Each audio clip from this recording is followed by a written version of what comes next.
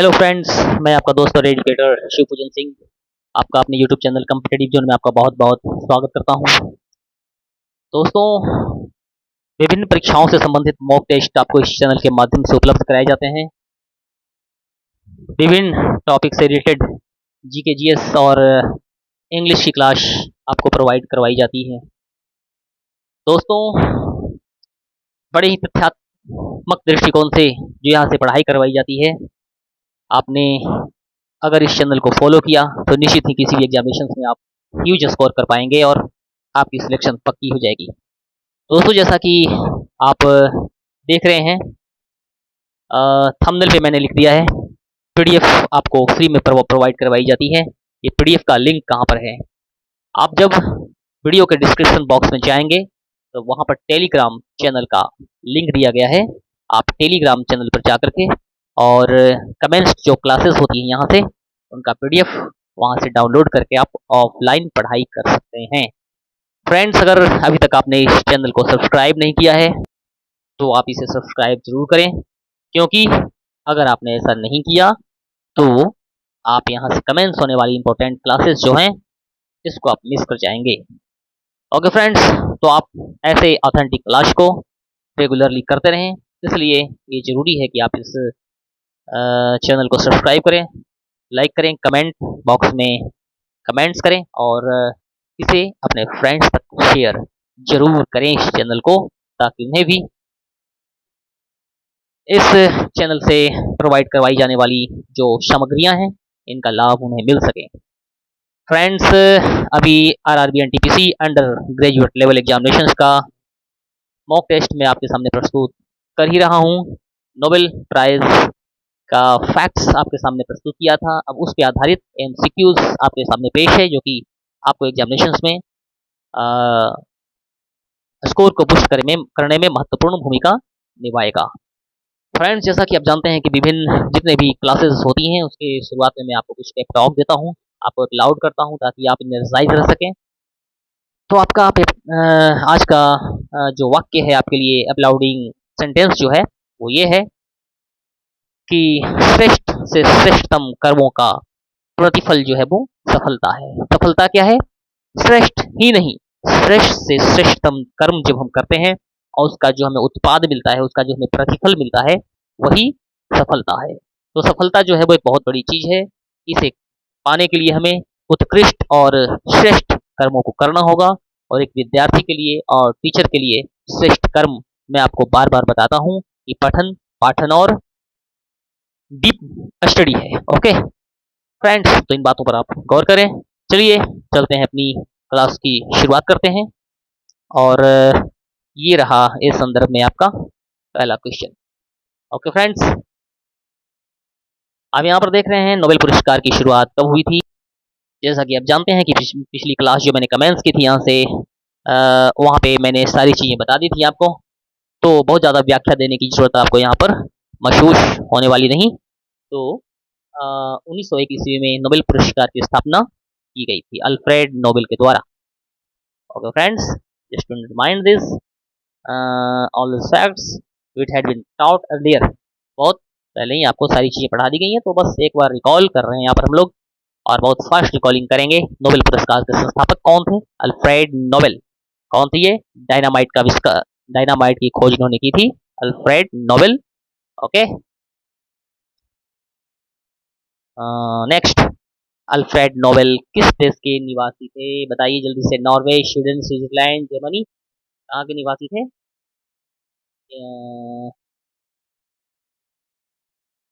तो फ्रेंड, जैसा कि आप जानते हैं कि अल्फ्रेड नोबेल स्वीडन के निवासी थे। Okay, right answer B. बहुत ही फास्ट मैनर में हम चल रहे हैं लेकर के यहाँ पर, क्योंकि व्याख्याएं पहले ही दी जा चुकी हैं डिस्क्रिप्शन में।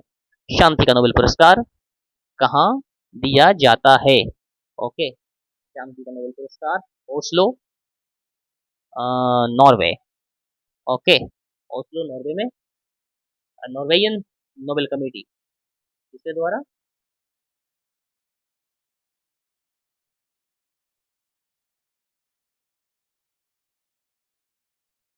नोबेल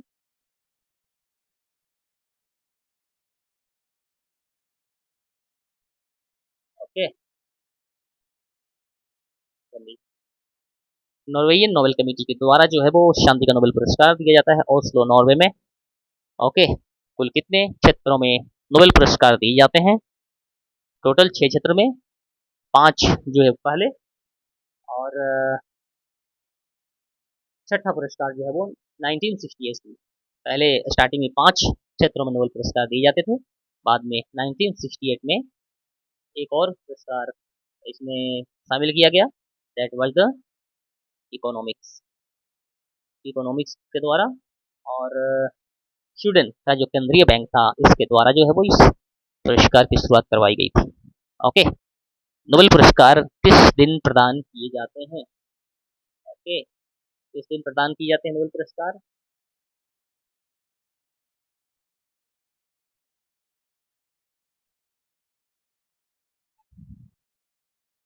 ये नोबेल पुरस्कार जो है वो 10 दिसंबर, ओके फ्रेंड्स, कब? 10 दिसंबर को प्रदान की जाता है। कब? 10 दिसंबर को। क्यों? वाई? 10 दिसंबर को अल्फ्रेड नोबेल की पुण्यतिथि होती है। इसी दिन पुरस्कार जो है वो प्रदान किए जाते हैं, तो इसे अंडरलाइन रखेंगे। नोबेल पुरस्कार का प्रबंधन कौन करता है? Nobel foundation. Okay. Nobel foundation जो है वो नोबेल पुरस्कार का संपूर्ण प्रबंधन करता है। 1900 ईस्वी में इसकी स्थापना की गई थी। इसकी स्थापना कब की गई थी? 1900 ईस्वी में इसकी स्थापना की गई थी। नोबेल फाउंडेशन की स्थापना 1900 ईस्वी, और इसी वर्ष, और यही जो है वो नोबेल पुरस्कार का प्रबंधन करता है। अर्थशास्त्र का नोबेल पुरस्कार कब शुरू किया गया था? अभी मैंने डिस्कशन किया, 5वें छठे पुरस्कार के तौर पे 1968 में अर्थशास्त्र को जो है वो इसमें शामिल किया गया। 1968 स्वरिजेश रिग्स बैंक, स्वीडन का केंद्रीय बैंक है ये, अल्फ्रेड नोबेल की स्मृति में आर्थिक विज्ञान, इकोनॉमिक्स के क्षेत्र में पुरस्कार की शुरुआत की थी 1968 में। तो just to mind this answer, Nobel पुरस्कार के अंतर्गत विजेता को क्या मिलता है? स्वर्ण पदक, प्रशस्ति पत्र और धनराशि, ये सारी चीजें जो है वो प्रदान की जाती है। नोबेल पुरस्कार किस महीने में घोषित किए जाते हैं? किस महीने में घोषित किए जाते हैं? अक्टूबर के महीने में नोबेल पुरस्कार की घोषणा की जाती है। ओके। हर साल अक्टूबर में विजेताओं की घोषणा होती है, और 10 दिसंबर को इसका वितरण किया जाता है। ओके। भारत का पहला नोबेल पुरस्कार विजेता कौन है? ये हैं रविंद्रनाथ टैगोर जी। यहाँ पर ये और मिसप्रिंटेड है, Rabindranath Tagore is the right answer. कब? 1913, 1913 ईस्वी में टैगोर जी को साहित्य गीतांजलि कृति के लिए नोबेल पुरस्कार प्रदान किया गया था। ये पहले भारतीय थे। सीवी रमन को किस खोज के लिए नोबेल पुरस्कार दिया गया था? Raman effect. Okay, Raman effect के लिए सीवी रमन को 1930, ओके, 1930 ईस्वी में जो है वो नोबेल पुरस्कार की, नोबेल पुरस्कार फिजिक्स का इन्हें दिया गया था। 2014 का शांति का नोबेल पुरस्कार भारत में किसने प्राप्त किया था? ये हैं कैलाश सत्यार्थी। ओके, कौन? कैलाश सत्यार्थी। और पाकिस्तान की रहने वाली मलाला यूसुफजई, कौन थी पाकिस्तान की? मलाला यूसुफजई। ओके, ये एक लड़की, बहुत कम उम्र की लड़की, मलाला यूसुफजई, पाकिस्तान की रहने वाली, और भारत के कैलाश सत्यार्थी जी, दोनों को संयुक्त रूप से 2014 का शांति का नोबेल पुरस्कार दिया गया था। तो भारत के साथ साथ ये पाकिस्तान की जो मलाला यूसुफजई हैं, आप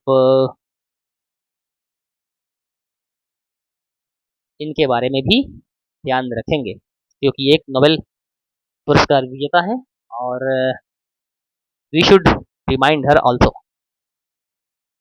अभिजीत बनर्जी को किस क्षेत्र में नोबेल पुरस्कार दिया गया था? अर्थशास्त्र के क्षेत्र में 2019 में। ओके, अभिजीत बनर्जी, 2019 अर्थशास्त्र। ओके, 2019 में भारत के मूल निवासी और उनकी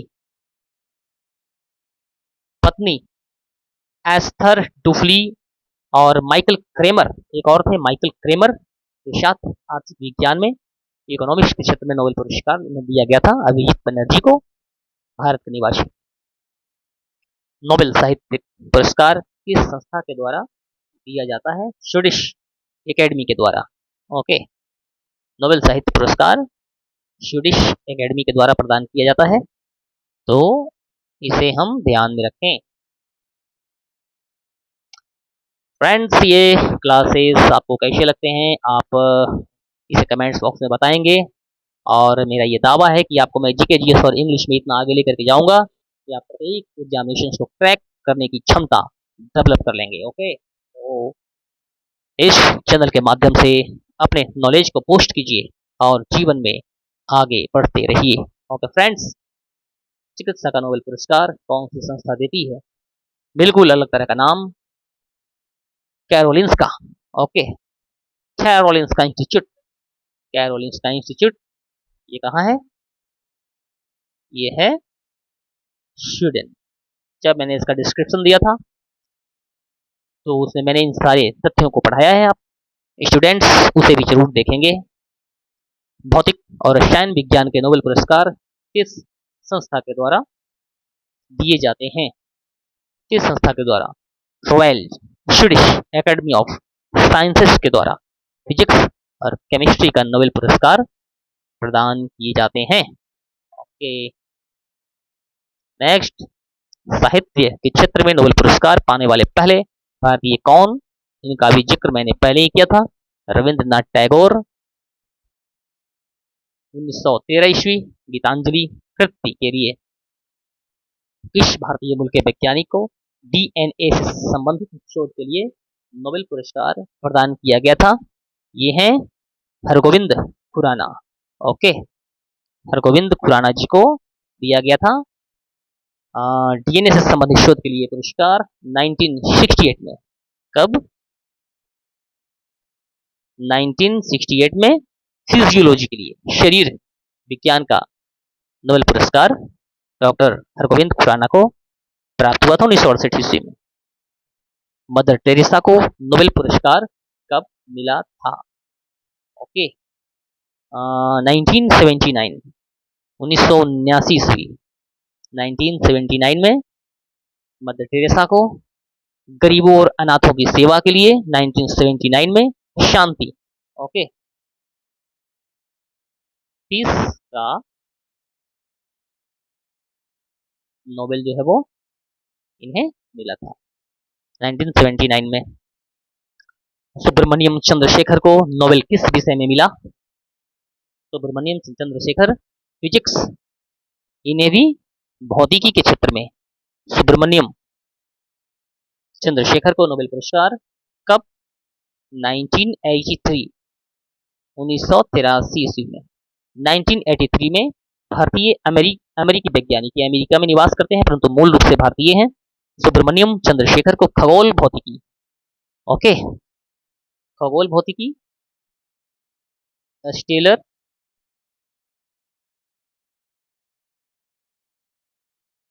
इवोल्यूशन, ओके, स्टेलर इवोल्यूशन खगोल भौतिकी में इन्हें नोबेल प्राइज दिया गया था 1983 में।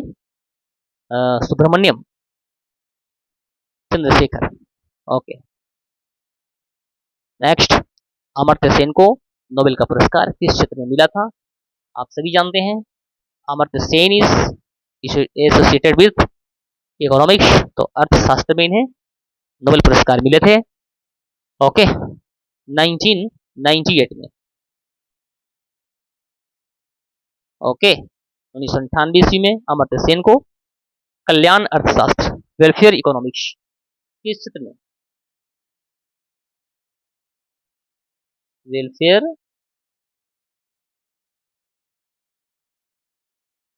इकोनॉमिक्स, ओके, इसमें इन्हें 1998 में प्रदान किया गया था अर्थशास्त्र के क्षेत्र में अमर्त्य सेन को।